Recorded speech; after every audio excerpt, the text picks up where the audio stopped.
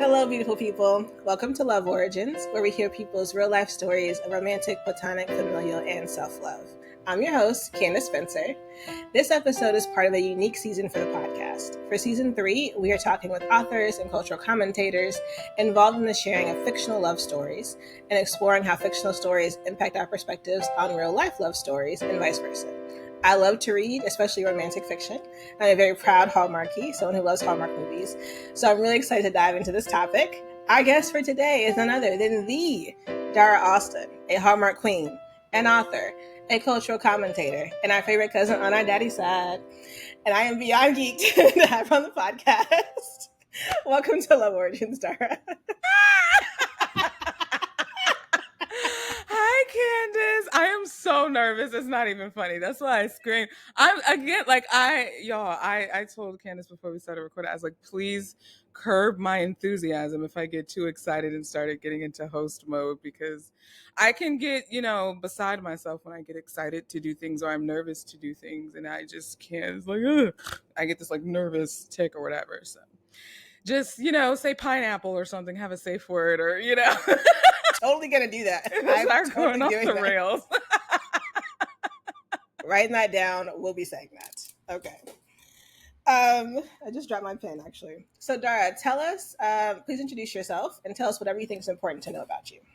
Yes. Well, again, hello, everyone. My name is Dara Alston. I'm African American. I love Jesus.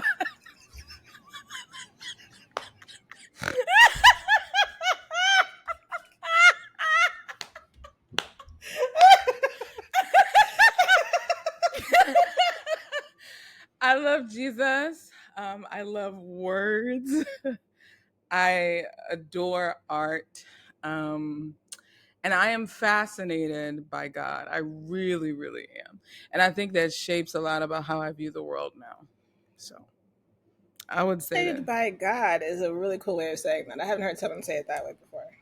Yeah. I find that a lot of my inspiration for things and my excitement for things is kind of funneled through that. Like how I approach what I write, it's because of how I view the Bible. Like the Bible is my biggest inspiration, and it always makes me wonder. Like I wrote this short like piece of flash fiction or a short story about it was based off of Jonah, but from the whale's perspective. I love Jonah. Jonah's my favorite book. People know that me and Jonah go way back. Like me and Jonah go way back.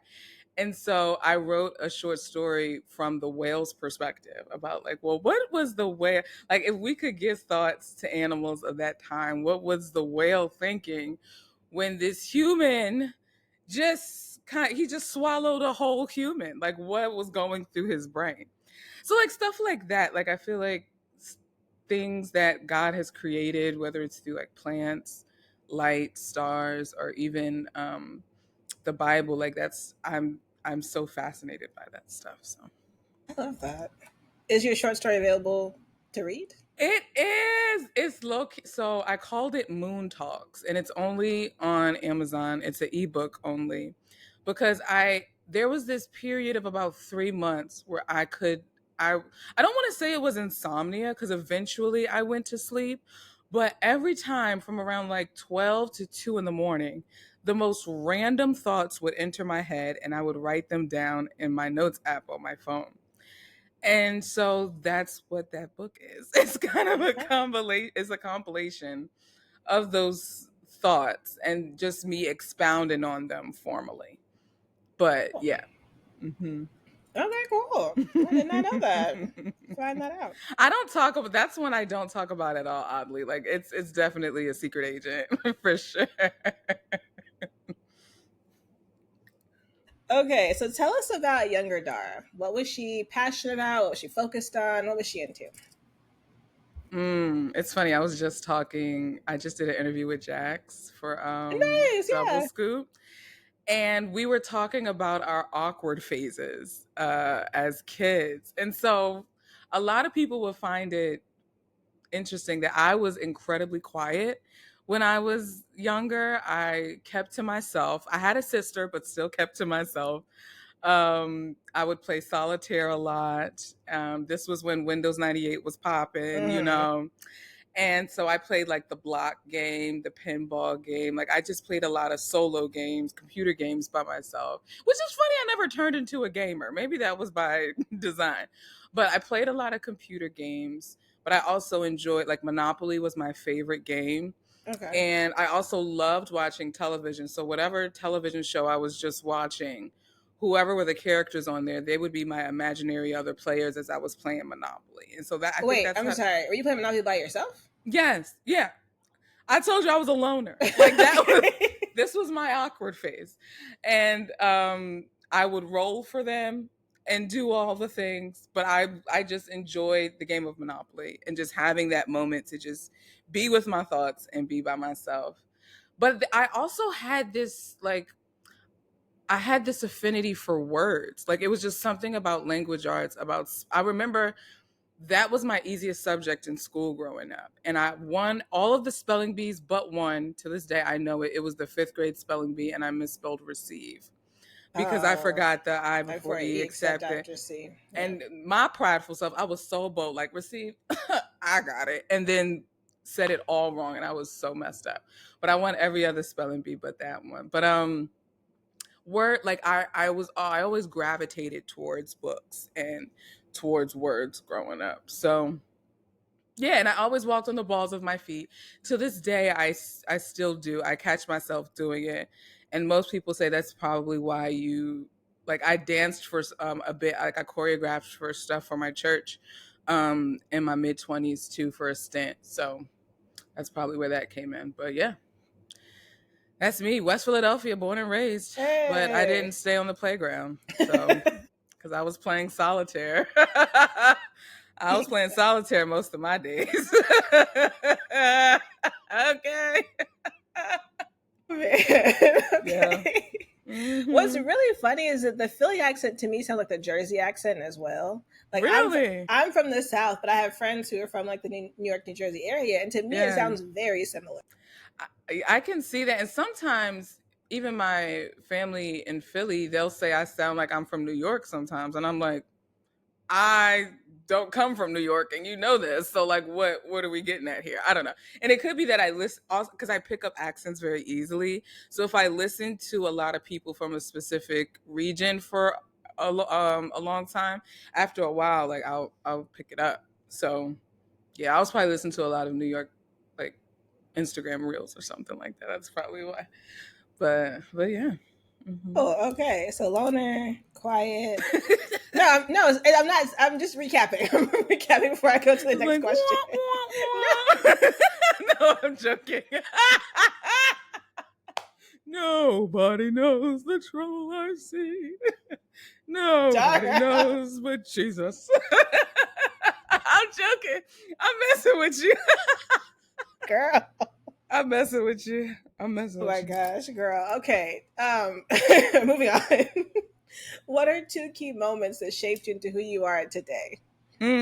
So one of them I would say definitely happened in college, and it had to do with why I write today. And that would be I took a creative nonfiction class my sophomore year. I went to Penn State, go Nittany Lions, and our professor tasked us with writing about an event that happened in our lives. And up until this point, I thought I was pretty boring because, loner, solitaire, monopoly. So I'm like, what am I going to write about? But I immediately had the thought, because at this time, unfortunately, my parents divorced. It was fresh ish. They separated in 2005, but officially divorced the summer before my sophomore year. And so that was still fresh in my head.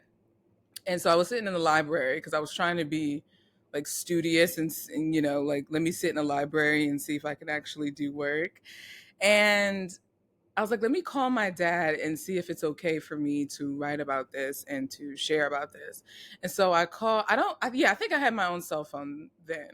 And so I called him and I said, yo, is it okay? Like, I didn't know what to write about, but this was the first thing that came to my head, is it okay? And he was like, yeah, that's okay.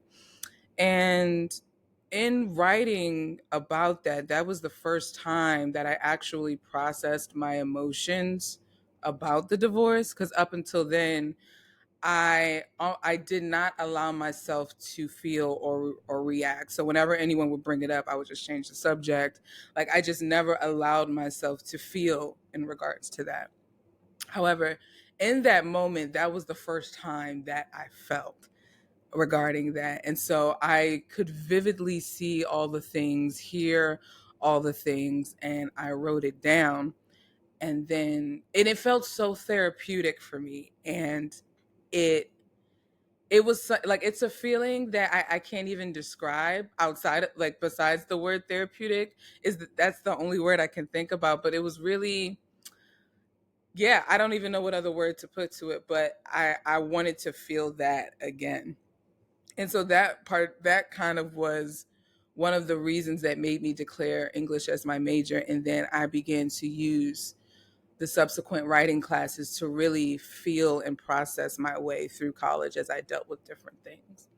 And so, yeah, so that's one moment. And then the next moment happened about 15 years later. Or no, math. This is why I studied words and not That's why I went to law numbers. school, because who's doing math? Nobody. Nobody. And it changes apparently. I didn't even know math could change. So there's that. But in 2019, we did a church-wide fast in the new year, and it was for 20. This was the up until this point, this was the hardest fast I had ever done because it was for 21 days, and it was the Daniel fast. So it was just veggies and fruit and water. But we took it a step further and only did certain veggies and certain fruits. So like we couldn't do like the super super sweet fruits like your mangoes Oh, or things. So like we even, yeah, we tailored it down even further, at least in the fruits. We did do oatmeal, but only like a certain amount of oatmeal. And it was hard, but I remember that being, I committed so hard to that because I wanted to finish it. There was something about me just wanting to complete it and finish it and give it my all that I feel like I the benefits from it I'll never forget. I felt like I discovered who I was through that, and that I could hear God clearer. I felt like I understood what my purpose is, and why God created me this way. And so yeah, that will be that's a definitive point. And at that time, like I was turning 30. So it just kind of all converged into like, yeah, that moment. So, wow. mhm. That's incredible. Y'all are some hardcore fasters, because Daniel fast is already hard. Right. And the last fast we did last year was probably my hardest. And it was just a 40-day sugar fast. Like it wasn't even like a whole, but that made me realize how much I didn't realize how much I was eating sugar. Hmm. So outside of just desserts and like sugary drinks and stuff, we were also doing stuff that had like additional sugars in it. So like certain salad dressings or certain things like that. Like we were just staying away from additional sugars and refined sugars, period. And that one was really hard for me. But the physical benefits of that though will stick with me. And I'm definitely wanting to do that one again for health purposes. Yeah. Oh, Yeah. yeah. Yeah. You mentioned the writing class for helping you process through life. That's a really interesting approach to it. I haven't heard anyone kind of talk about how, approaching their college career like that and having that awareness of kind of what was helpful for you in a way to both like fulfill like maybe what felt like a calling and also kind of process through what you needed to process through. Yeah. I didn't know it was going to end up like that. And up until that point, I was journaling a lot. And but because I was taking all these writing classes, I was like, oh, maybe I could use. So I took 2 units of poetry and about 4 units of fiction writing.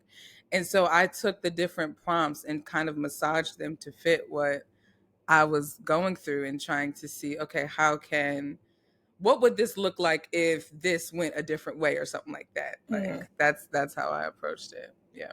That's really cool. And so you have an English degree from Penn State. I do. Ooh, I do. It was funny. It was between I went in undecided, and so I was taking the most random classes. Like I took ballroom, theater, psychology, oceanography, geology, business. Like I was taking everything and just trying to see what stuck. And that between that class and a British literature class and my advisor, that whole cocktail was just like, bing, English is your major. Nice. And I've never looked back. I'm grateful for it. That's awesome. Yeah. How did you come to faith? What role did that play for you as you're going through college and figuring out life? So I grew up in the church. My pastor was the best friend of my parents. So that's kind of how I was kind of like brought up in that. Namely my dad and him, because they met in college. And then of course, my mom meeting my dad, getting to know my dad's best friend, who is my godfather. And unfortunately, he's no longer with us. He passed away suddenly last year. Yeah. I'm sorry. Yeah, so that one was that was a doozy, because he was literally like a second father to me. But coming to faith, so he was instrumental in that, in me kind of, I would say, more so staying in faith and staying in my relationship with Jesus, because when I was in high school and middle school, church and God was just something I thought I had to do. It wasn't something necessarily that I wanted to do. And then it was when I was in college that I realized, oh wait, there's some legitimacy to this thing here, because there was a couple of Sundays I was like, I don't feel like going to church, so I'm not. And they ain't going. Well, they ain't here. They can't do nothing, so I'm just not gonna go to church. But I felt like something was missing, and so I found a Christian like club or group on campus. But they didn't do it for me, because to me, this is just my opinion. I felt like they were too focused on trying to be cool, that I was like, I don't need y'all to try to be cool or try to like appeal to me as a Black woman. I just need y'all to be yourselves, and I just need y'all to love Jesus. So I had to find a different group.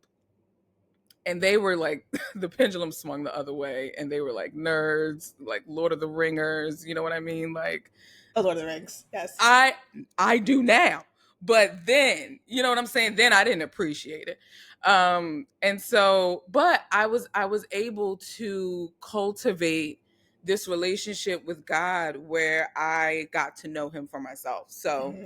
And I did this, the Message Bible was real hot at the time. And so Eugene Patterson had this accompanying devotional. I don't know if it was for college people or not, but it was called Solo Devo 365. And it literally had a devotional for like every book of the Bible. And so it kind of took you through the whole Bible through devotionals. And that devotional forced you to, well, not forced because it's of your own will, but you know what I mean? Like it provoked you to actually have a conversation with God, because it would say like at the end, talk to God about how this scripture makes you feel. Or like, what about this makes you view God differently? Talk to Him about it, like stuff like that. And so that's where I really began to cultivate my relationship with God. And it wasn't until my senior year, I was thinking about this the other day. I was listening to music Soul Child, drowning out my sorrows. And my roommate just busted in. She was this like gypsy, nomad, vagabond type of girl. And she just kind of busted in the room. What's wrong? And I hadn't seen her all day. I hadn't spoken to anybody. And I said, what makes you think something's wrong? And she's like, God told me you weren't okay, so I'm checking on you. And that was the first time that's ever happened to me. So I was like, oh, you for real, for real. Talking about God, like, God, you for real, for real. I was like, okay, then I'm down. Like, let's do this, you know? And so that's kind of really like, we've been going from there, you know? So yeah. I love that. Two things. One, I love how the Lord takes us as we are. Like, he made us, so he gets how we are. 'Cause I love Yeah. that you can be like, okay, cool, let's do this thing. Like, that's how I am with the Lord too, to be like, yeah, all right, sure, that's fine. Let's go with it. Yeah. Like, okay. Yeah. Because like I feel like we can have that relationship as like my Lord and my Yes. Savior and my Father. And I do feel Yes. like college is always, not always, but often that refining moment for people. Like I had the same thing in college where I was like, grew up in the church, raised with parents who like were about that life. And I was like, yeah, sure. And then college was like, I could do something different. Do I want to? Let me think about this. And I was like, nah, I don't actually. I don't want to do anything different. Where'd I'm you going go to to stick with school? University of Florida. Oh, Gator Nation. Yes, go Gators. Hey, come on here. Come on here. Listen, Yes. I was obsessed with college football so I memorized like all the mascots, all of that. So yeah. Nice. I love college football. Like I'm a huge college football girl. So that Yeah. I love it. Love it. Ah, yeah. Yes. Yeah. And it's funny because like the South is very like churched in that way, but it's also a lot Yeah. of like we go to church, we do church as a part of life, but not necessarily like we are the church. It's not necessarily application to life. Right. And so it's funny to be like, no, I really do want to adopt this for like my life and not just like I go to church. And then finding other people around the same time, like right after I kind of made that decision, the Lord was like, okay, here's some people who are also about that life to help you with that. And so that was really cool. And what's funny, when I went to that other group, like I left the first group I was with and I went to that other group, it was so messy. And this is where my late godfather, like I had to call him because I'm like, they started being mean to me because I left the group, and they said that the other people I was hanging there, the other club I was going to be a part of, like they were demons and all this other stuff. And you want to know what happened? We ended up, so I facilitated this thing where I was like, okay, what have you heard? Who did you hear it from? And so then I brought them, and then the people that I was talking with from this other club, I brought them together. And come to find out, the woman who was there had beef with the woman who who I was talking to from the club, but didn't want to reconcile. She literally was like, also, because she didn't remember anything that the girl talked about and didn't even realize that she had offended her. And so in the middle of our meeting, she was like, yo, can we go to the side and like talk through this? Because I really want to, and she was like, no. And so it was so weird, but I felt so sad. And my godfather, he was just like, it ain't a church. Like, it's just a club on a crib. Like, he's so cool. Like, this, I respect him so much. He was like, you okay? Like, it's like the clubs aren't churches. It's just you trying to find a group of people of like-minded faith that you can still, be with and have fun with. So you don't have to feel no ways that you had to leave that group. And I can understand how that hurt you, but you good, girl. You good. Yeah. I was like, thank you. Because that really messed me up for a little bit. Because that was the first time in college where I felt rejected, like from a people group. So I was just like, ooh, that one hurt. But and it's crazy that like Christians are supposed to be the epitome of Jesus, and it's not giving love thy neighbor in the slightest. It's giving petty grudges, which I'm a little petty. I'll own that. But no. I got a pair of petty boots. I got them shined and ready, and I have to daily not put them joints on daily. Very much so. Oh man. Okay. Okay. Let's talk a bit about life after college. We can talk about this. What did you end up doing with your English degree? What did you end up like going from there?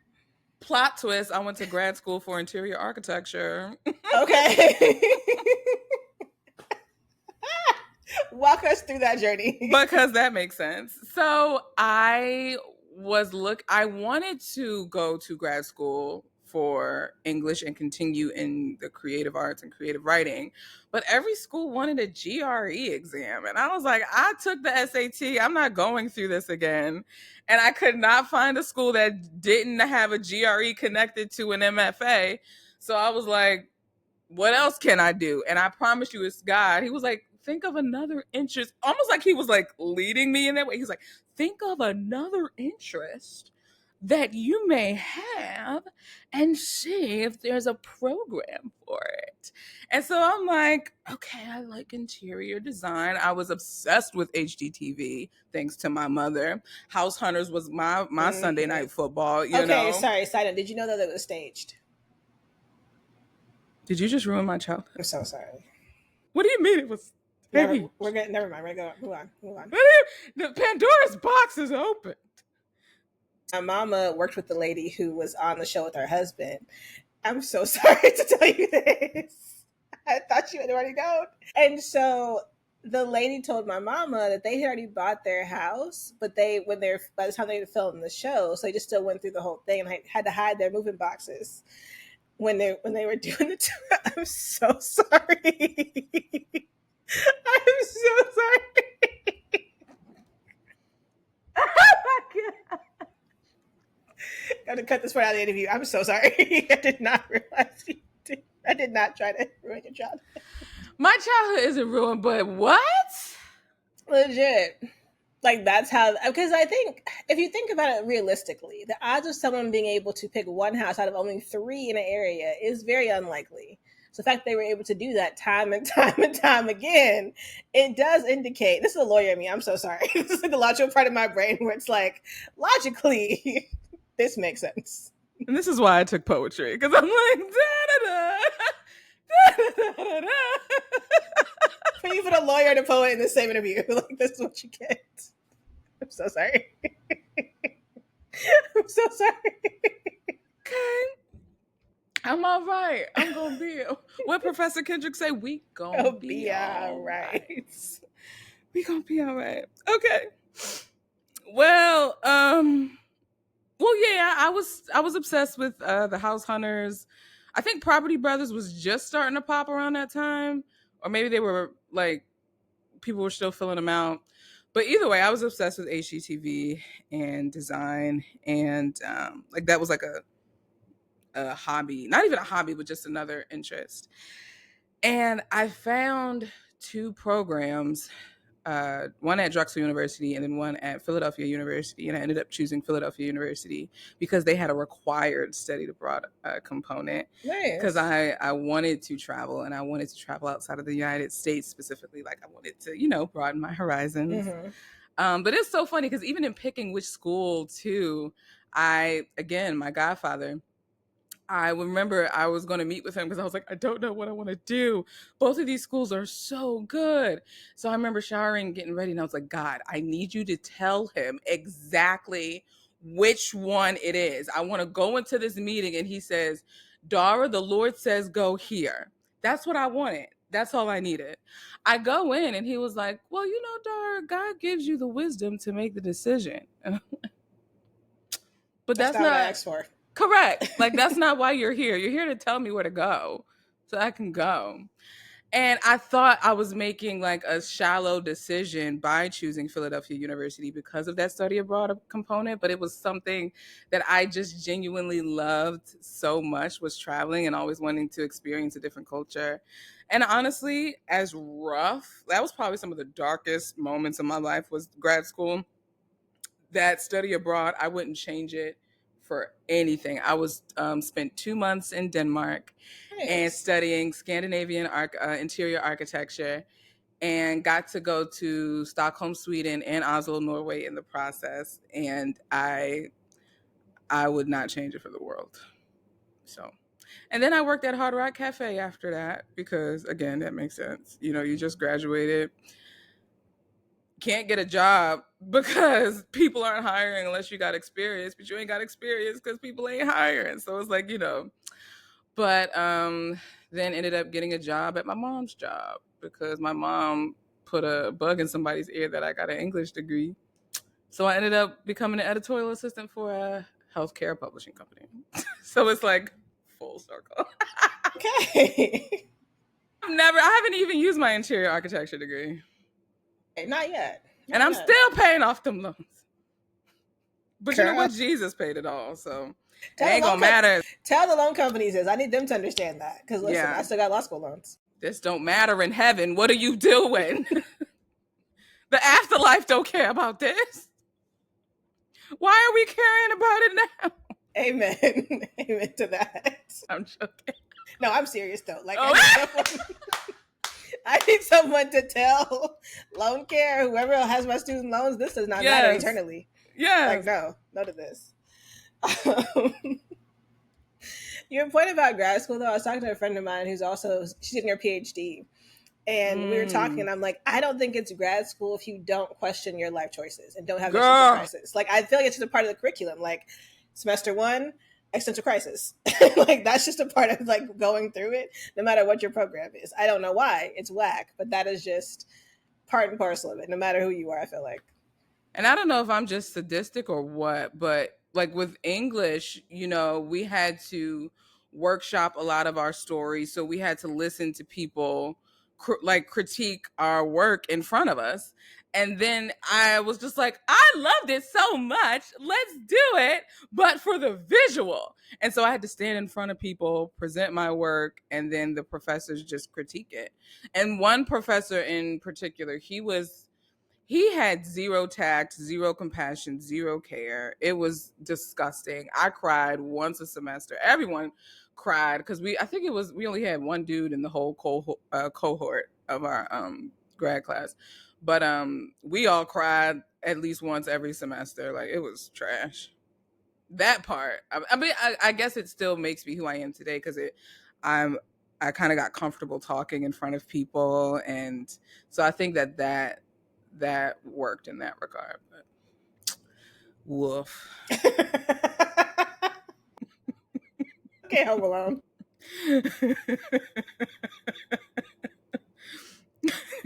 You gotta stop laughing because we will be here all day. I know. Get it together.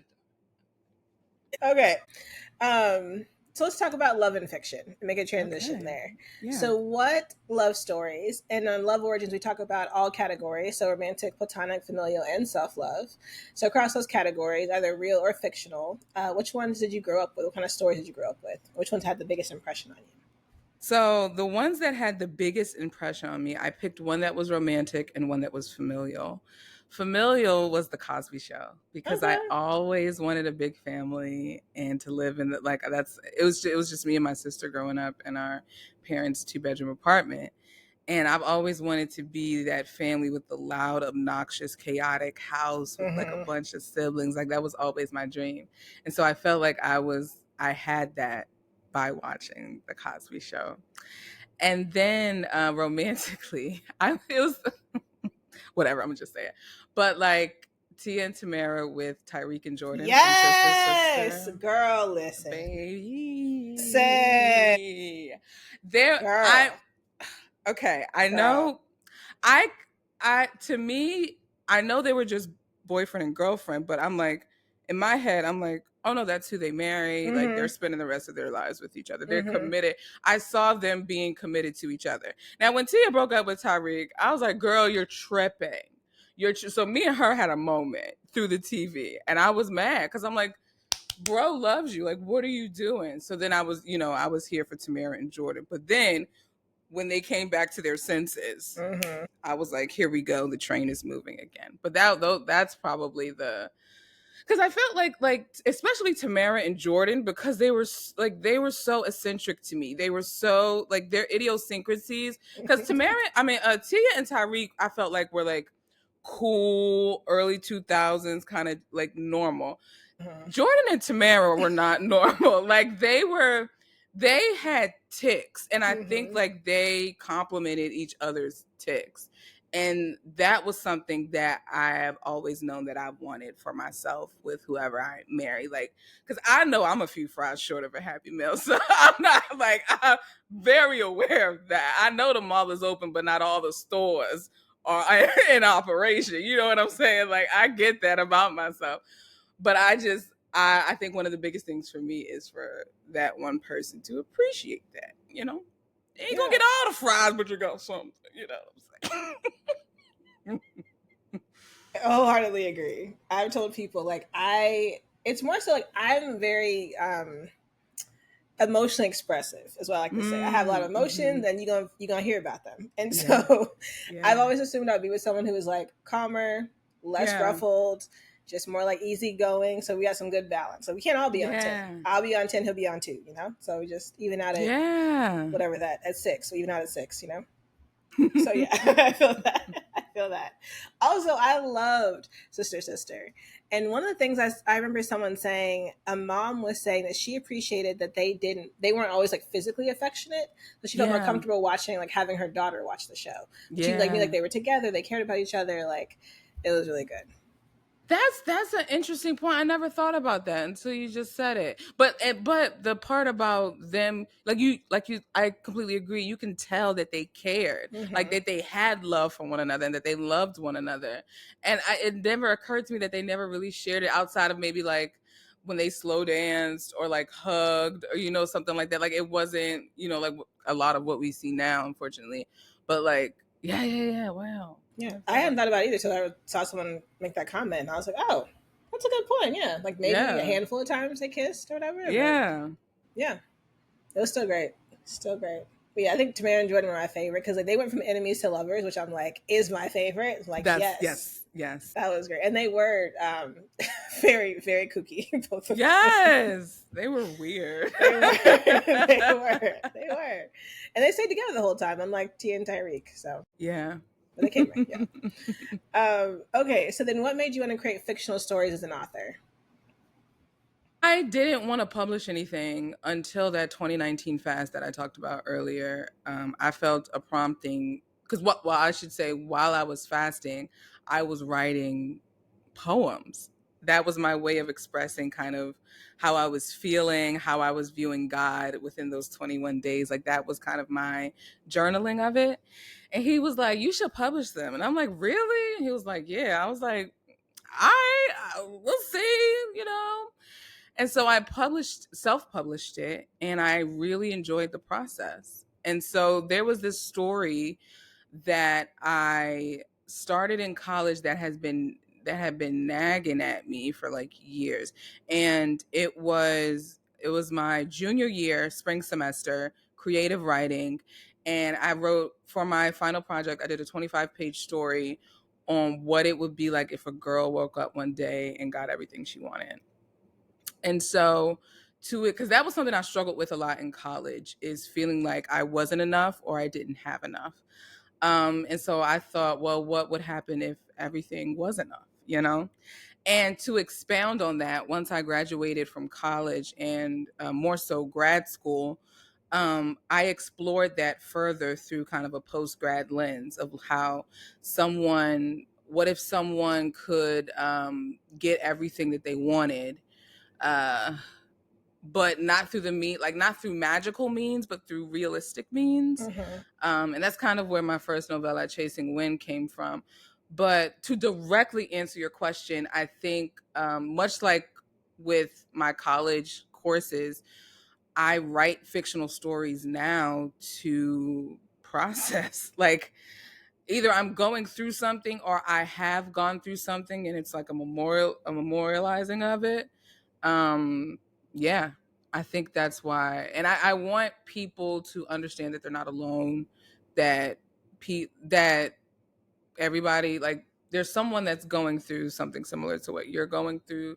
Not you as Candace, you know what I mean, but like the broader you. Yeah. But also too, I want people to know how real the Bible is, because at least my novella was inspired by my study of Ecclesiastes, which has become one of my favorite books of the Bible.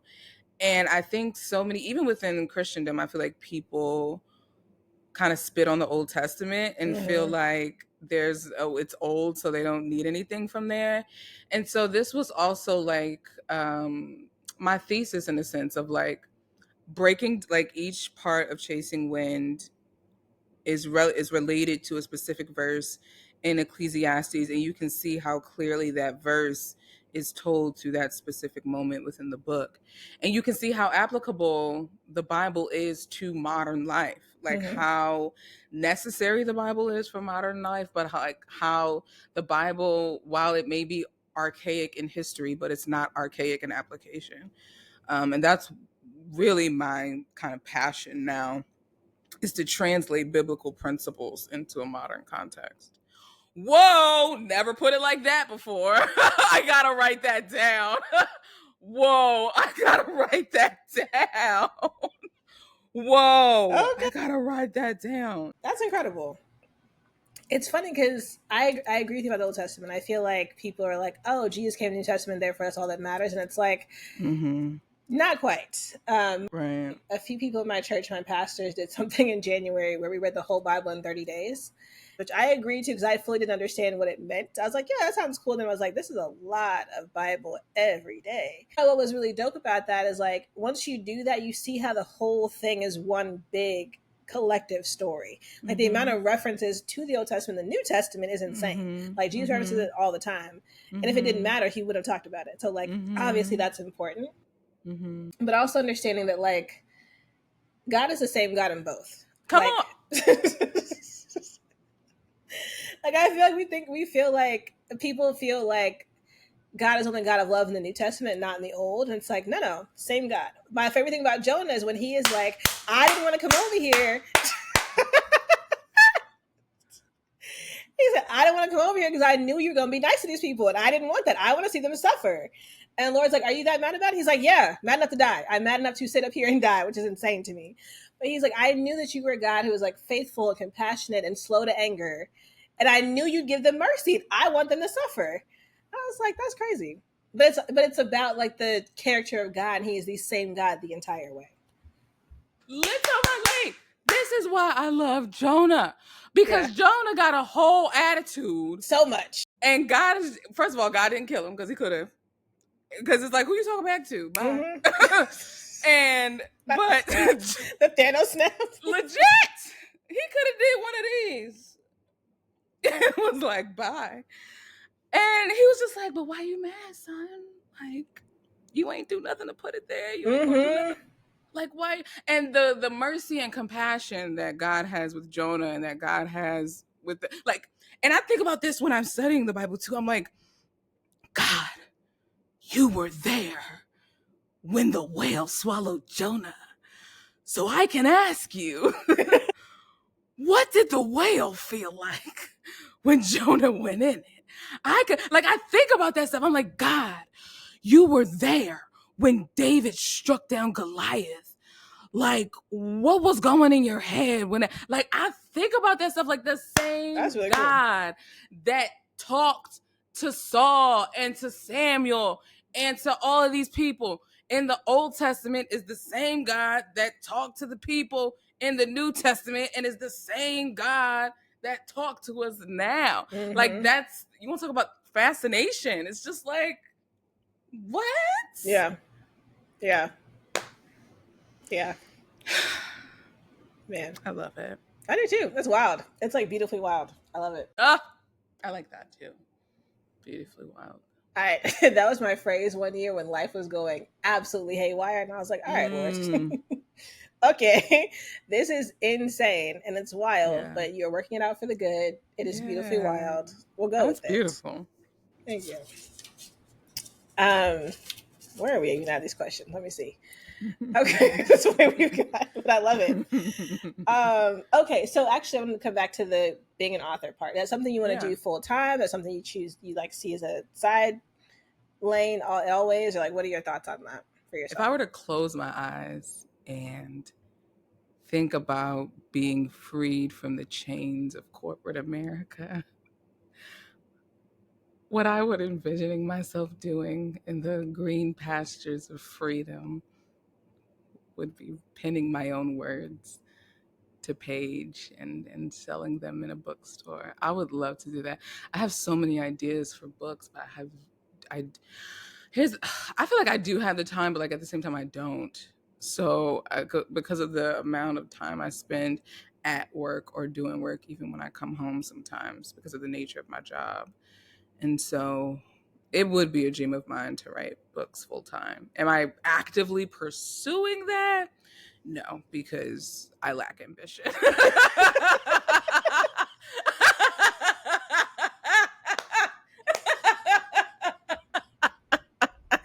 Okay. Well, honesty. Love the honesty. It's like I don't have that hustle mentality. I don't.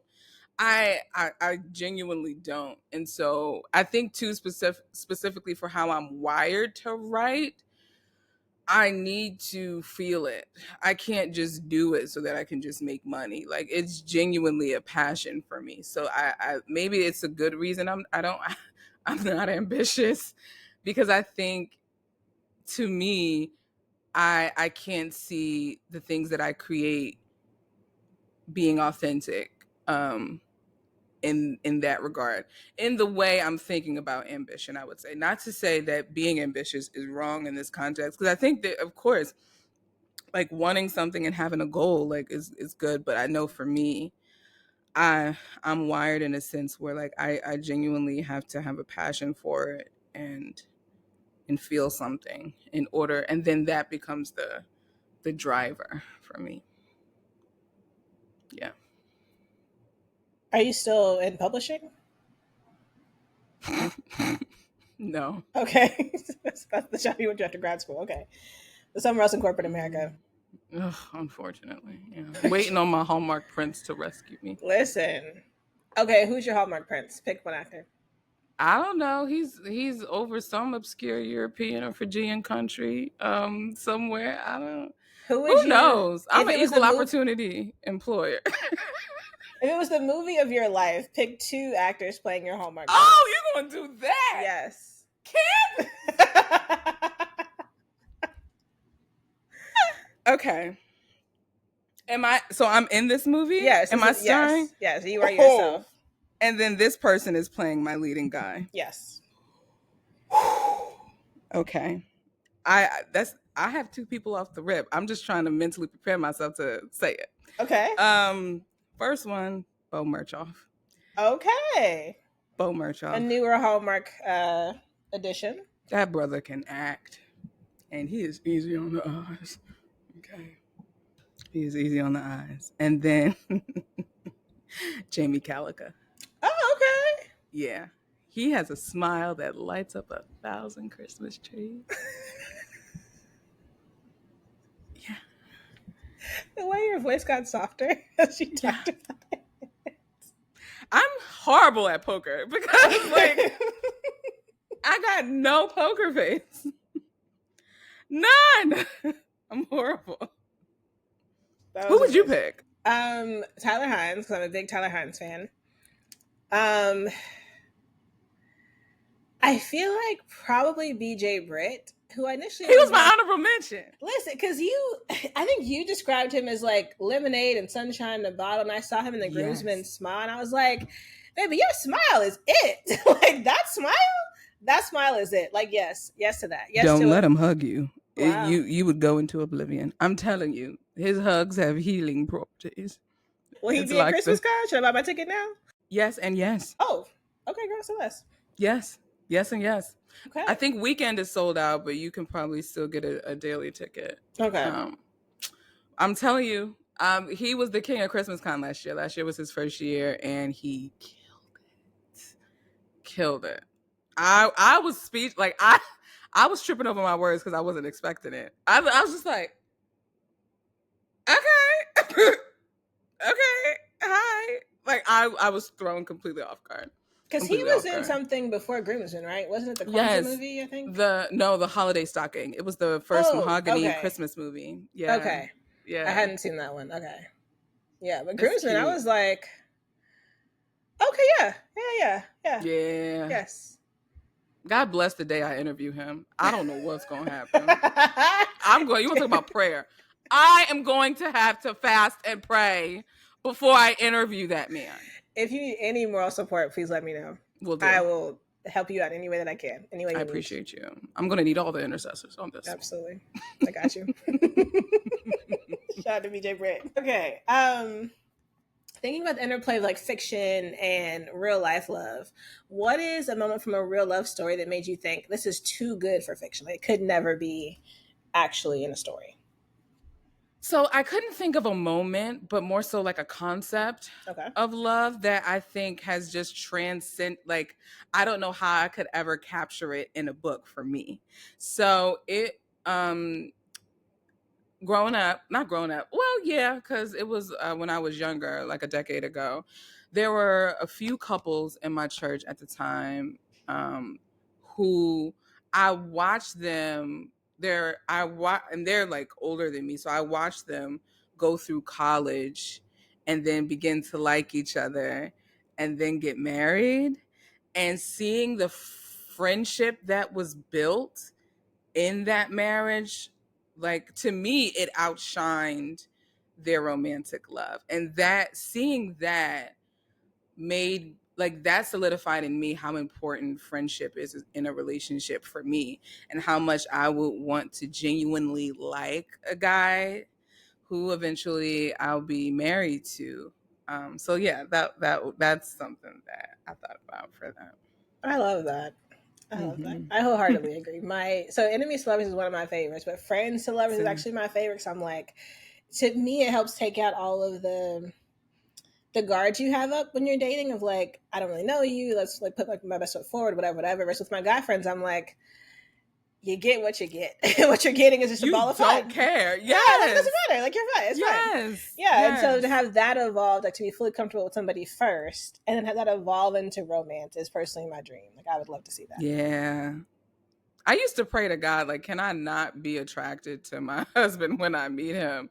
Because I don't want, I mean, at that time, my hormones were a dang pinball machine. So I was just like, I was like, God, because I was like, to me, I felt like the attraction would overshadow, like, I didn't want my attraction of him to overshadow, like, our friendship or having a friendship with a guy. Because even, like, for me, it's been very, like, my friendships with guys have been few and far in between. Like, I had my core guy group in college, but then when I graduated, I lost them. Like, we didn't keep in touch as much. Mm-hmm. And then there weren't a lot of guys in my church, and even then, if there were, they were married. So that's different. Mm-hmm. And so I read, even now, like, I don't really have a lot of guy friends, and I don't count guys at work because I'm like, it's work, who cares? So like, I don't really have a lot of. I'm here for a paycheck, not for friends. Hello.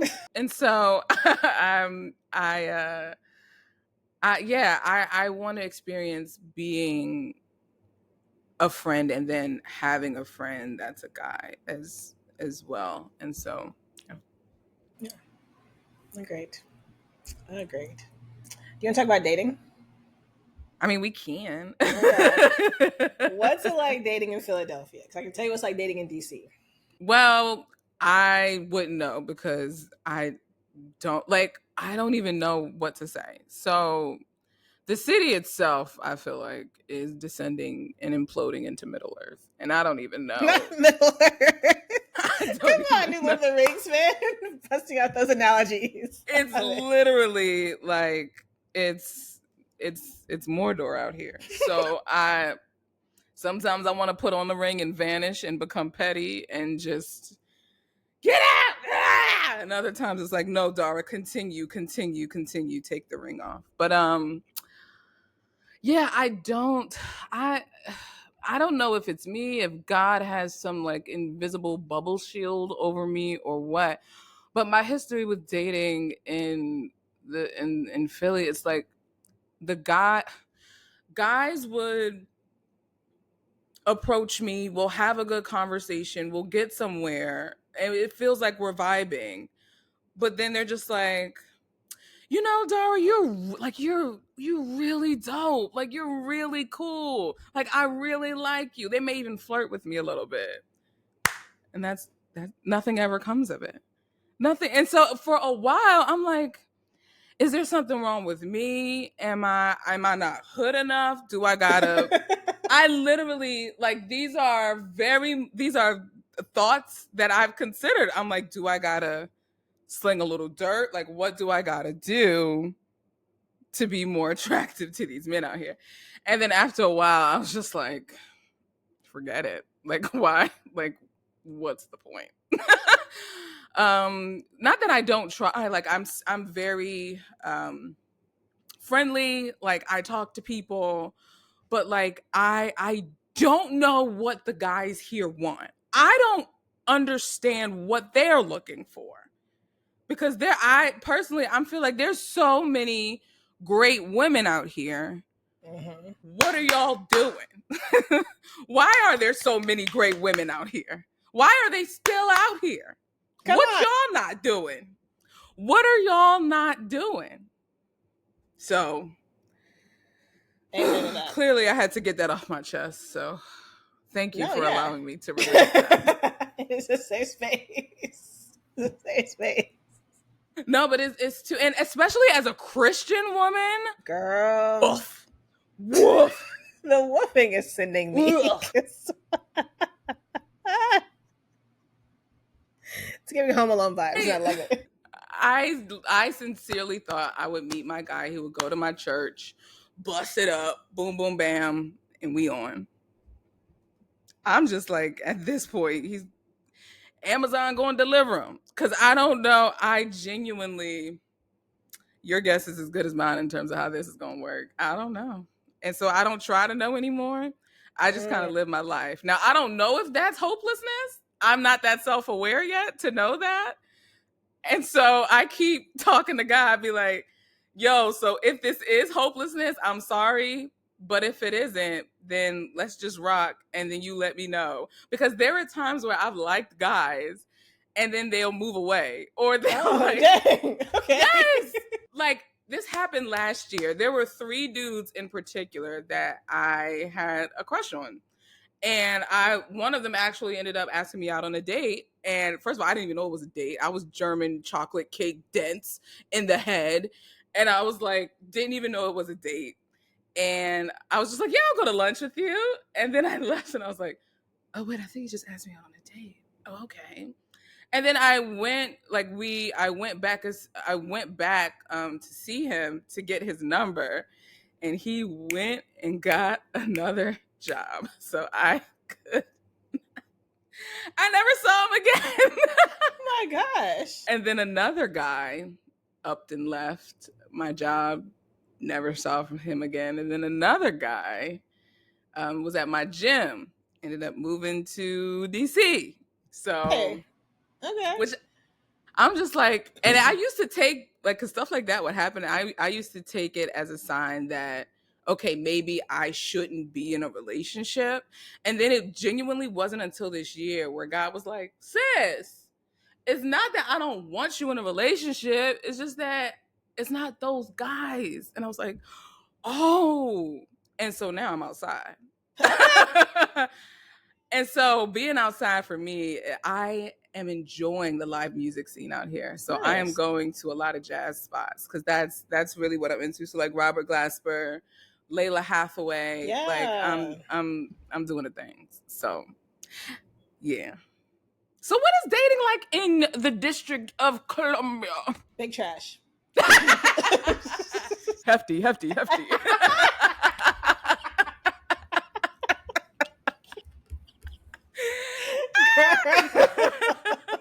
Girl. That was phenomenal. I feel like it's similar where like there's a lot of great women here. Mm-hmm. And DC is a very like upwardly mobile city, so people are like always like want to like make a move, climb the ladder, blah blah blah, whatever. So career is really big here. So a lot of people are, like really doing it big in their careers, which is cool. So you have a lot of really accomplished women, a lot of accomplished men as well, but the men seem to not want to commit to anything. Like it's just a like, you're cool, but so are they, so are they, so are they. It's not giving commitment. It's not giving steadfastness. It's not giving like serious. It's not giving any of that.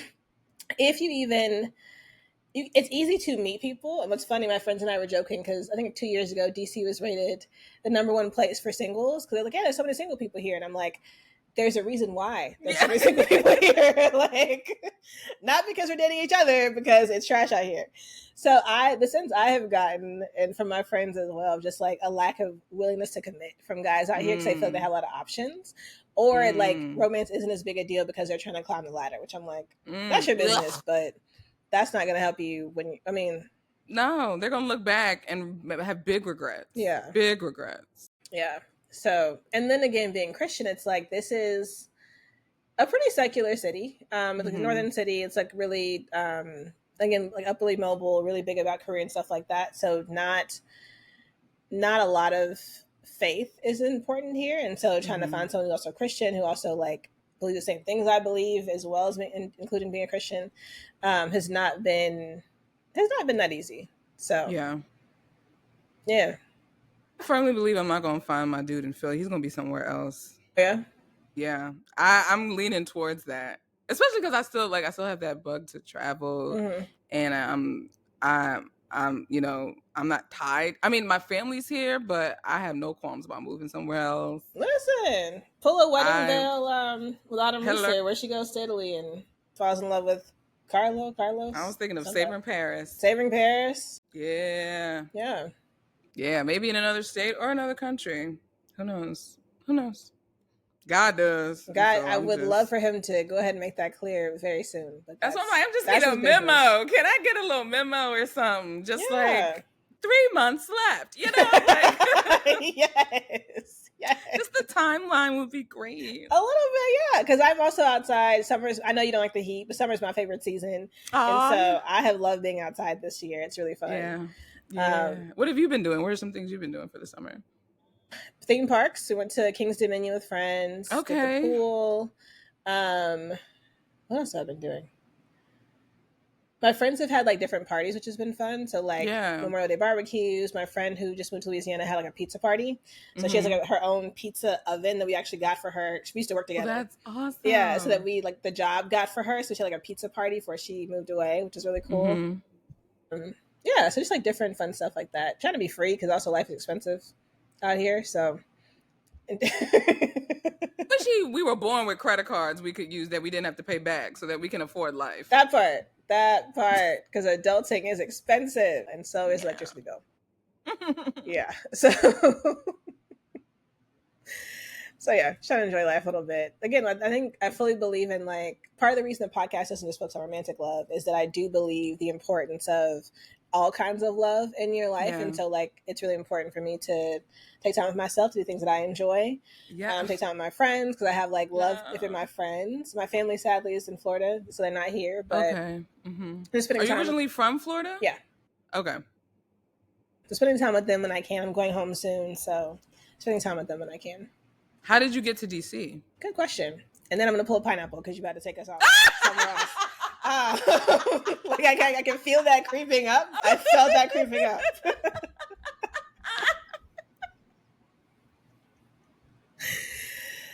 So I told you to write it down. I wrote it down. I was like, pineapple is our safe word. I came to DC for the short answer is for work. The long answer is the Lord, because I was raised in Florida for the most part, grew up military, so lived a few different places. Went to college at UF. Loved it, loved college, loved UF, but was going to go to law school somewhere else that was not UF. Ended up at UF for law school as well, but ended up loving it because that was also the Lord. But in law school, I was like, okay, I really want to move outside of Florida at this point. Like I'm used to moving, like I got the itch, like I want to go somewhere else. And so it was either DC or Atlanta. Atlanta made total sense. I have family in Atlanta. I've lived in Georgia before. It's the Black capital of the South, whatever. I was like, Atlanta's cool, right? DC didn't make any sense. I had some family up here, but like, it was. I had been here like one time, like for like a week in high school. Like that was it. But I interviewed my second semester of law school for jobs for the next year, and spent the weekend there with a friend and hated it, and was like, I don't like this place at all. Everything about it vexed my spirit. I also hate that airport, which is just a side note. I hate that airport so bad. Anyway, sorry, Atlanta.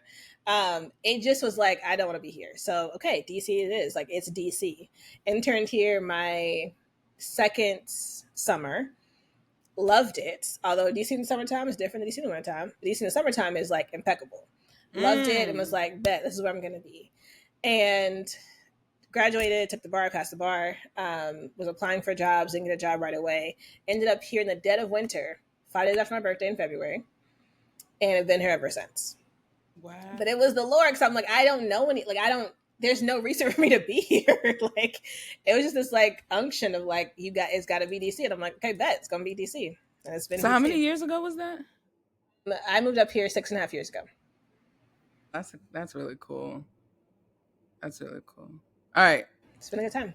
Exhibiting self-control. I'm not going to ask. All right. So I know you from your podcast, Hallmark. And I will Yes. say that I was so geeked to find your podcast. So the time I found your podcast, I was like, obviously been a Hallmark for a long time. My mom got me into it. We used to watch them together during my breaks from school. And I was like, I want to hear like what other people are saying about it. But like everybody is white. So I'm like, that's really cool. But and like the movies are all right. I understand that. I understand we have some diversity issues as it stands, but like is no one else black watching these movies? Like there gotta be somebody else. And there was, and it was you.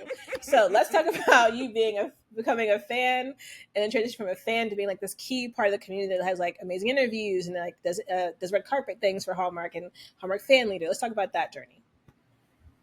So I started off with their Christmas movies with my mom as well. And I'm trying to think, how deep do I want to go? Do I want to excavate or do I just want to keep it like kiddie pool? We'll see what happens. But I really loved Hallmark's Christmas movies. They were very like, it was idealistic. It was something that I've always wanted for myself. I've always wanted a Christmas like how I saw in the Hallmark movies. And because my dad and mom were split at the time, when my mom left, it was almost like she took Christmas with her. And so when I would go with my mom and watch the Hallmark movies, it felt like Christmas to me. And so bringing that back when I would live with my dad, I think that's too how I got into Christmas in the first place, because I felt like it was now my duty to like employ Christmas in the house. And so going from the Christmas movies, when I think that was 2015, 2016. And then when I started working corporately, I needed like an escape. And so I found the non-holiday Christmas movies on Amazon and I would buy them. I would like either rent them or outright buy them on Amazon Prime. Because I think this was before it became a streamer or like a, like a solid streamer that it is now. And it felt like such a like escape for me. I'm like, oh, look at them falling in love like I want to, and I wish that was me. And it was just so great. And then fast forward to 2020 with the pandemic, it did a number, as we know it did. But this was the first time I had the chance to watch the Hallmark Christmas movies as they aired, because for the previous maybe like 3 or 4 years, once I joined the dance team at my church, we were then tasked with participating in and or putting on the Christmas production at our church. And so our rehearsal schedule was from October to December, which is when Hallmark's Christmas schedule, starts. And so I didn't have a chance to watch them live. That's why Christmas always ran into like January and February for me, because then I would watch all the Christmas movies like that aired in January and February. And so in 2020, I was like, okay, they're airing. Who can I talk to about this? Because my family don't like it. They don't care. Or if they did, they ain't saying nothing because I talk about them all the time. And so I was like, you know what? And I think this was a God idea, honestly, of starting a YouTube channel to talk about these Hallmark movies, because I didn't know anyone else who was doing it. So I was like, all right, I'll review these Hallmark movies. And so I started with, I think my first one on YouTube was Never Kiss a Man in a Christmas Sweater or Ashley Williams. something. Yeah, and Nominator. That was either my first or third one, but it was like that crop of movies.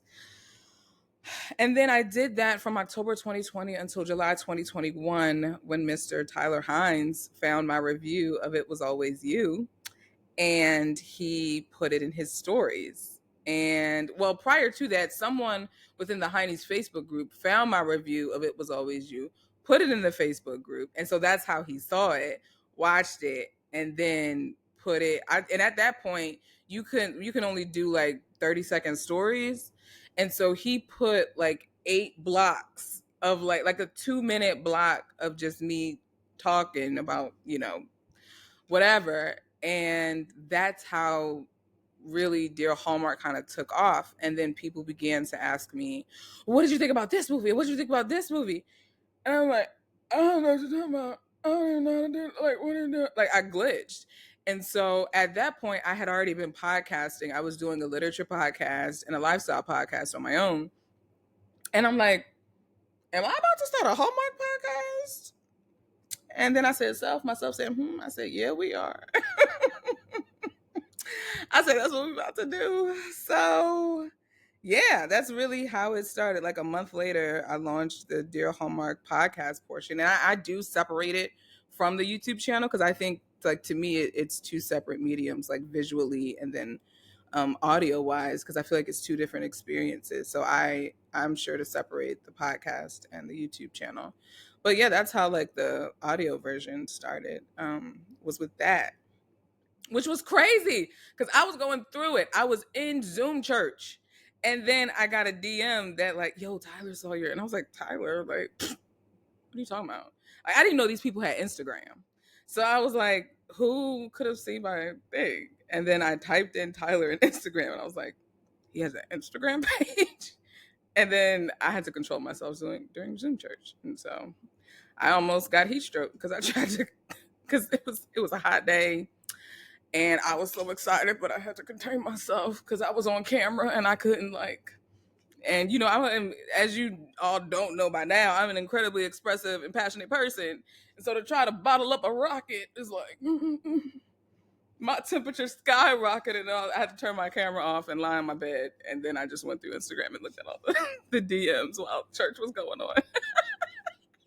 I'm sorry if y'all listening. This is my first time saying it. Y'all didn't know. I'm sorry to my church. I'm sorry, y'all. Yeah, and so it's kind of grew from there. Yeah.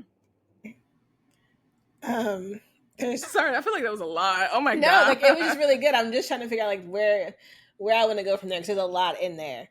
Yeah. What do you love about Hallmark movies?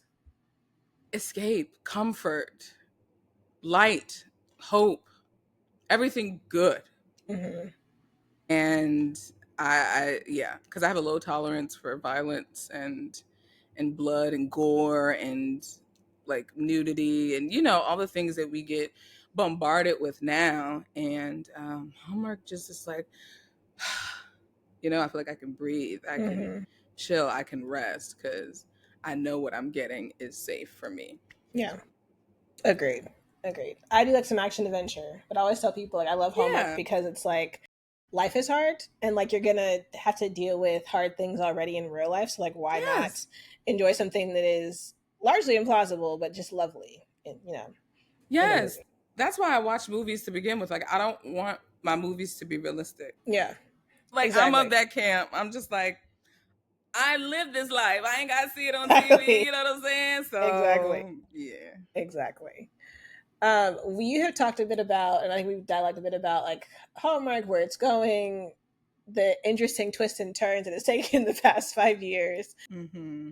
So what do you want to see from Hallmark moving forward? I want to see more Black people on my screen. Mm-hmm. I want to see higher ratings for movies that star Black people. Okay, sorry. Can we pause there? Because I refuse to believe that Sense and Sensibility had the low. I do not believe it. I cannot believe Sense and Sensibility starring loads of beautiful Black people whose names I don't remember in this moment, as well as Dan Jeanette. Dan Jeanette. There we go. Had a whole like cultural consultant from that time period to make sure it's historically accurate, done by the fabulous she interviewed her Tia Smith. Yes. Fabulously done, beautifully done movie, culturally relevant but still historically accurate. Fabulous. Allegedly had the lowest ratings of that month, the year. And I refuse to believe that. What's crazy is that people on Facebook was like, it's not historically accurate just because simply there were Black people in it. So we don't understand how to read textbooks. Is that what we're saying? Sorry, that was mean. So people, she put her petty boots on. She slipped them. They ain't boots, they slippers. She slipped them joints right on. She slipped them, and I have to take them off because we are about love origins. But I'm like, listen. At least let's have like valid critiques of things. That is not a valid critique, and not even a critique because you haven't even seen the movie yet. You just going off the trailer. That made me mad. I was livid, especially when they were launching Mahogany. Like the flack that Unthinkably Good Things got. This may lead to a broader topic, but I hate when Black stuff is done so impeccably well within the Hallmark space, and it gets you got you got movies that people are dead behind the eyes. The story don't make sense. Wigs are flying to and fro, and that got 1.2 million views. Wigs. I don't get it. I don't get it. I don't get it. That will forever baffle me. Forever. And I'm speaking of a specific movie when I say that. You're going to have to tell me off camera which one you're talking about. Yes. Man, I agree. Like, that's part of the thing when I say I like Hallmark, because I'm like, I don't know a lot of other Black people that do. Yeah. Because you don't see a lot of Black people on Hallmark. Yeah. And so as they've done a whole lot of things in the past 5 years that have been, some of which has been phenomenal. Like last year, I'm still going through Countdown to Christmas from last year because I was just not keeping up. And I'm like, there were some bangers in this. Like, this was a really good year. Cool. Mm-hmm. I really appreciate that. Like, different kinds of stories, really interesting, really funny, cool deal. But I have always just been like, can we just get the same story with more Black people? Like, that's it. Like, that's all I'm asking for personally.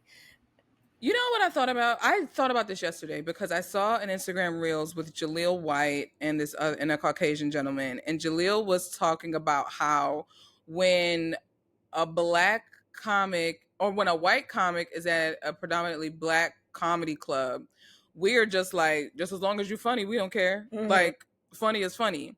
But when a Black comic is at a predominantly white space, it's more so like, oh, well, he may not be, like, they may not be the audience for this comic. And I can see that translating so heavily into Hallmark. I feel like people, and this is the opinion of Dara and does not reflect the views and opinions of Candace. I firmly believe that some people within the Hallmark space, some viewers, when they see Black leads, they assume it's for a Black audience, and so they don't watch it. Mm-hmm. And so they think, but yet we're just like, a story is a story. Mm-hmm. We don't care if you're white, Black, yellow, brown, purple, blue, or pink. It's just like, a story is a story. But then when specific white people within the Hallmark space, when they see a movie with predominantly Black leads, they assume, oh, well, then this must be for Black people, so I'm not going to watch it. But it's like, why can you not watch a movie with Black leads in it? Like, part of me feels like that's part of the problem as well, is not only is there a lack of creating stories with Black people in it and Black writers as well, but also the viewers' mindsets of it. I feel like there's a responsibility on the viewers as well to be okay with seeing that on their screen. Mm-hmm. So, yeah, I think I agree with you. I think the other element is also, like, for Black folks, you don't often have a choice of like, I want to see more Black stories. Like, you kind of just, you got to watch what's there. It's not often Black folks. And so I think we are used to seeing other kinds of stories because we are used, like, we just didn't have a lot of options for ourselves. Yeah. Whereas people who are used to seeing themselves on screen are like, oh, if I don't, then therefore it's not for me. So it's so common to see themselves. Yeah. Versus, I hope people take it as a learning experience. Like, what could I learn about watching this movie from, like, about Black culture, about Black experiences, about, like, Black people? Like, how can I let this open my world up a bit more beyond my own personal experience? That's so good. Yeah. So articulate. Oh my gosh. That was so beautiful. Thank you, girl. Yeah. Okay, so you've been, like, in the depths of Hallmark. You've been a Hallmark fan leader. You have been, like, to Christmas Con and done red carpets at different events. So, like, what has been, I guess, what are your key takeaways from your experience in the Hallmark universe? Ooh. Key takeaways. They're just people. I know we see them on our screens, but they're just people like us. And I try to remember that when I engage with them. And then it's also cool to meet other Hallmark enthusiasts in real life too, and, like, touch them and hug them and hear them, like, in real time and not through a screen. So I think there's something to that, like that human touch and in real life connection that just hits for me when I'm at these events. So those would be my two biggest things: engaging the actors in a genuine and authentic way, and then being able to, like, be with people in real life. So, I love that. Yeah. I have not had a chance to be with folks in real life just yet, but I do. So I used to live tweet the premieres, and I just haven't been on top of like watching the premieres lately.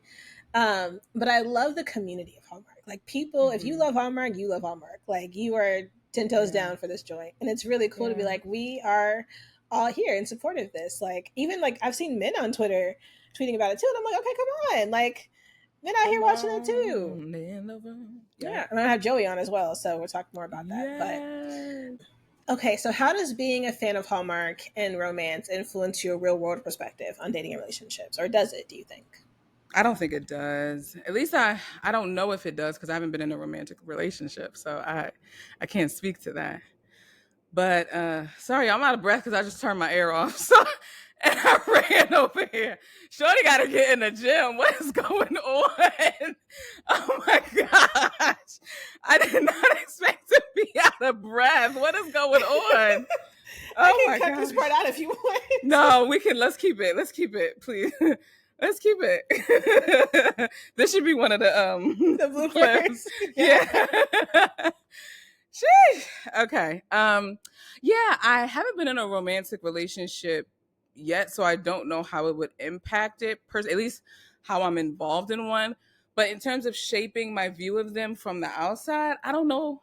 I don't think it has. I think when I started watching them, I definitely had like the puppy dog kind of like, oh, and I talked to you about my Hallmark prince to free me from the confines of corporate America. But as I'm getting older, like I realize how, of course there's an element of idealism and unrealisticness to the movie. So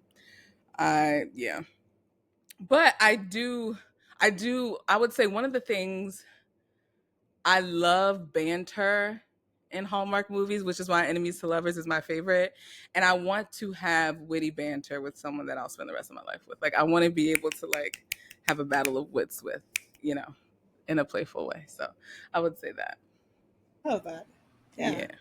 I will say my first relationship was like college to high school to college. And at the end of it, like in the middle and at the end of it, I was like, I have a lot of expectations actually from things I've seen in movies that is not playing out in real life.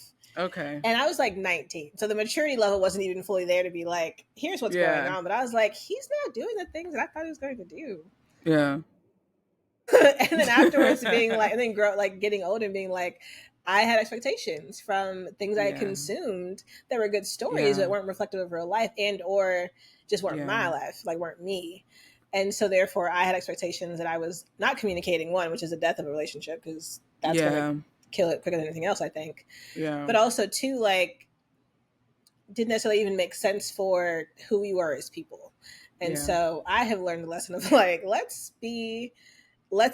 evaluate your assumptions of what you think it should be and why, and then figure out what actually makes sense for you in real life.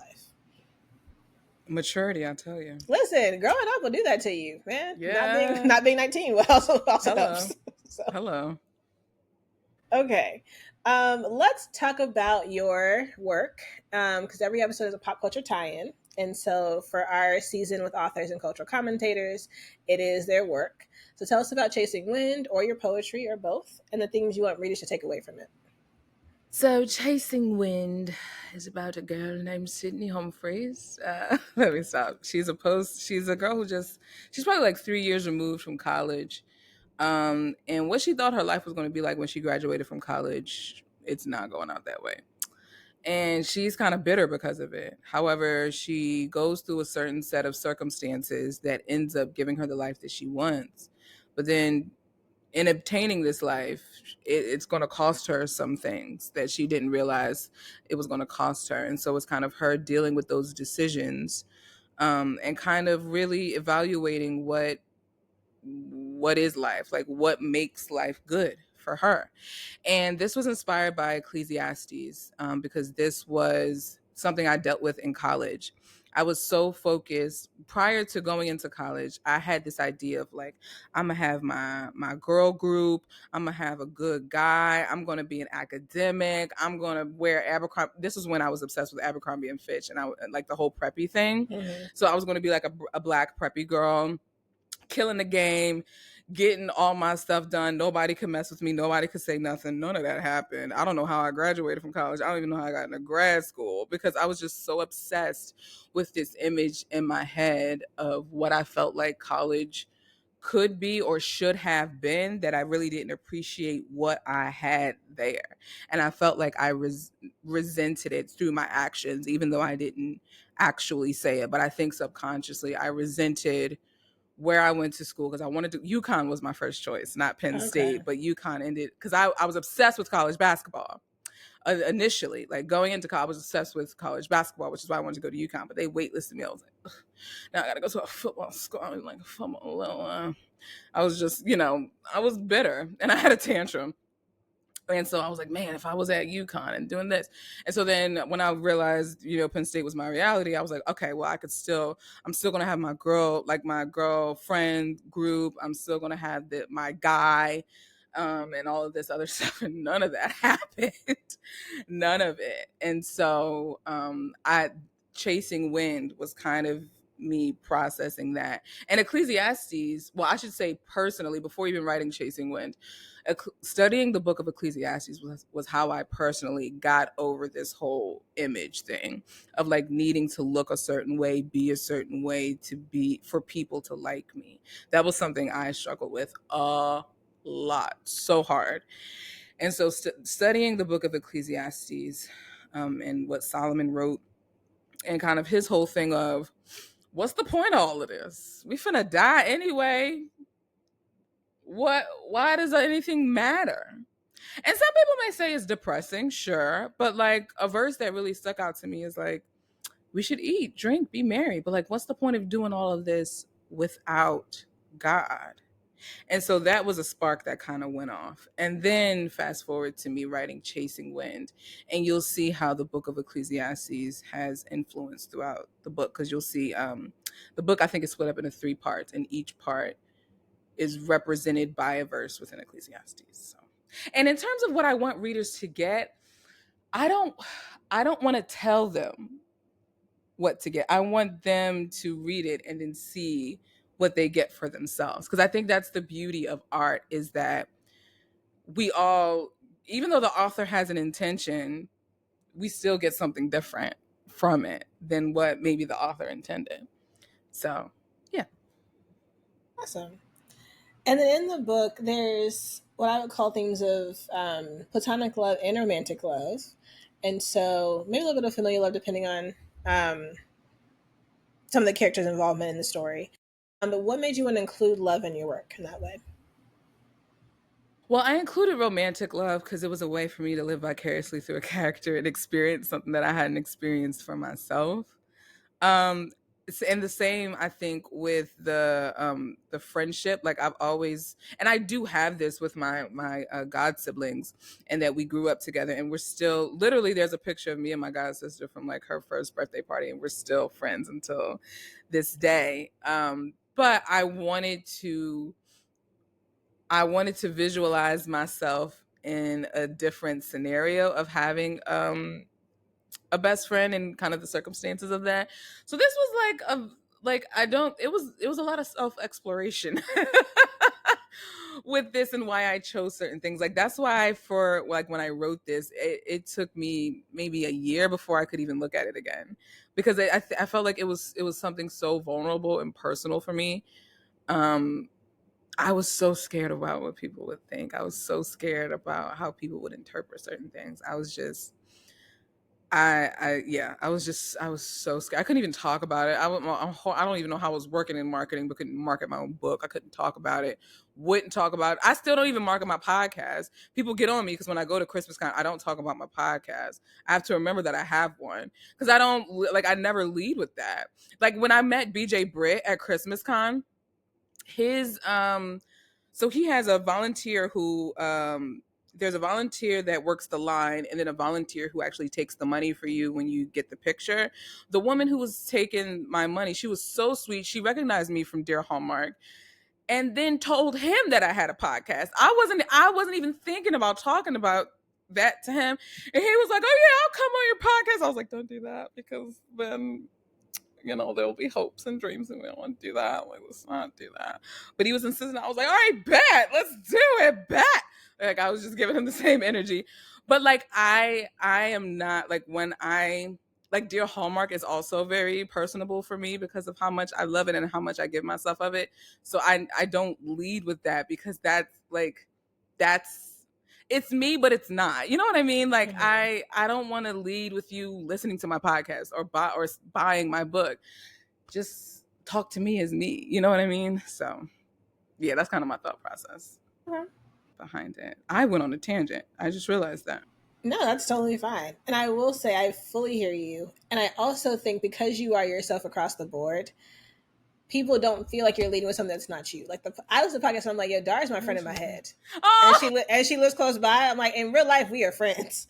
So I'm like, so I think people feel like they do know you because you're authentic. And so it doesn't feel like you're leading with something that's like inauthentic or like gimmicky. It's like, oh no, this is a part of who she is and how she's expressed it in this way. Well, thank you for that. Because I know other people who like lead with that. And so I don't want to come across like that. Like, I don't want to come across as, oh, that she just wants me to get on her podcast. Like, that's why I don't want people to know me first as a podcaster. Like, I just want you to know me as me. And then, what, you got a podcast? Oh, okay. Like, I think I like that way. Yeah. That makes sense. We are wrapping up, which is sad. I'm like, I feel like I need more questions to ask you to keep this going, but I want to respect your time. All right, before we get to our last question, a couple more Hallmark things. Yes. What Hallmark movie would you recommend to someone who thinks Hallmark movies are unrealistic, lame, whatever people say about them? Unthinkably Good Things. Okay. I think it was the perfect movie for like these three women, and R.I.P. Erica Ash. Yes, I forgot about that. Yeah. These three women were the best showing of girlfriendship I've ever seen on the network. Their chemistry, the quality of their performance, like, you want to talk about excellence. Mm-hmm. This movie is excellent. It's filmed in Italy, Tuscany to be specific. And I just think this movie is genius. And so I think it's a movie both men and women can watch. And it got Black people in it. Because Lance we watch Hallmark too. And I was like, y'all got Lance Gross? That's what I noticed about Mahogany. They get people that the Black community knows who's never done a Hallmark movie. Yeah, Unthinkably Good Things. It's 5 across the board. You have the setting, you have the performance, the chemistry, the colors, the costumes, everything just worked. And you know what's crazy, Candace? Yes, Star. I noticed this. They put, when Hallmark Plus was Hallmark Movies Now on YouTube, they put Unthinkably Good Things on there. And it got almost 1 million views on YouTube, or more than 1 million views. Yes, when they put the whole movie on there. And when they transitioned to Hallmark Plus, they took it off and they just put it back on there like a couple weeks ago, and it's still racking up. Yes, views. Like that's that. Okay. Going back to not to backtrack too much, but that's also a surprise in some sensibility, because I'm like, Unthinkably Good Things got good ratings and good reviews. Yeah. And so what's like? There's no difference aside from it being a Jane Austen inspired story and set in a different time period. You know what they should do? Put that movie on YouTube and see how it does. Because I bet you that they'll run the numbers up with that. They will run the numbers up with that. It's beautiful. Like, it's beautifully shot. And also like these cultural moments in there that if you're listening, you can hear them. You're like, oh snap! Okay, so good. So it was excellent. Excellent. So let me ask you our last question. Yes. We ask everyone this on Love Origins, and it's, why do you keep choosing love, either in your life or in your work? Because God keeps choosing me. And so he keeps choosing me, which means there's always hope, and so I'll keep choosing it. Amen to that. Okay, tell us where we can find you on the interwebs, where we can learn more about you, learn about what you're doing. Sure. So for the Dear Hallmark stuff, I'm on Instagram at Dear Hallmark. Podcast is called Dear Hallmark, and then YouTube is Dear Hallmark. And then for the books, Chasing Wind, the novella is on Amazon, both Kindle and print. And then my poetry collection is on Amazon in ebook form, but Barnes and Noble Press in print form. And then Moon Talks, which is my kind of random insomniac musings, is only on Amazon in ebook form. And that's all I got. Awesome. Thank you so much, Dara, for coming on the podcast. I've been excited for this all week. It has been absolutely fabulous. So thank you so much. Thank you so much for reaching out. I'm so grateful to be here. This was loads of fun. Thank you for letting me be my weird self. I appreciate Absolutely. We welcome authenticity and all weirdness here at Love Origins. Love Origins is produced by Candace Spencer with music by Anthony Spencer of Noisy Dreads, LLC.